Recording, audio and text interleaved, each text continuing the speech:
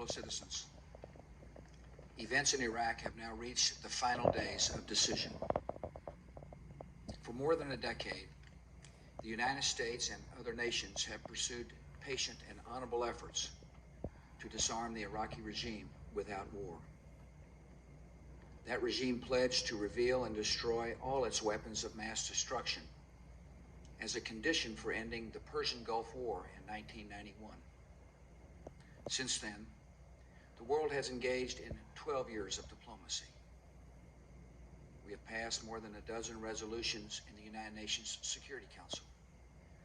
We have sent hundreds of weapons inspectors to oversee the disarmament of Iraq. Our good faith has not been returned. To eliminate weapons of mass destruction. In recent days, some governments in the Middle East have been doing their part. They have delivered public and private messages urging the dictator to leave Iraq so that disarmament can proceed peacefully. He has thus far refused. All the decades of deceit and cruelty have now reached an end. Saddam Hussein and his sons must leave Iraq within 48 hours. Their refusal to do so will result in military conflict, commenced at a time of our choosing. For their own safety, all foreign nationals, including journalists and inspectors, should leave Iraq immediately. Many Iraqis can hear me tonight in a translated radio broadcast. If we must begin a military campaign, it will be directed against the lawless men who rule your country, and not against you. As our coalition takes away their power, we will deliver the food and medicine you need. We will tear down the apparatus of terror, and we will help you to build a new Iraq that is prosperous and free.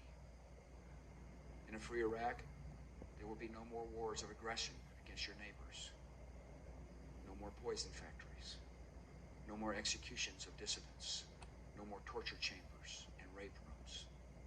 The tyrant will soon be gone. The day of your liberation is near. To eliminate weapons of mass destruction. Our government is on heightened watch against these dangers. Just as we are preparing to ensure victory in Iraq, we are taking further actions to protect our homeland. In recent days, American authorities have expelled from the country certain individuals with ties to Iraqi intelligence services. Among other measures, I have directed additional security at our airports and increased Coast Guard patrols of major seaports. The Department of Homeland Security is working closely with the nation's governors to increase armed security at critical facilities across America.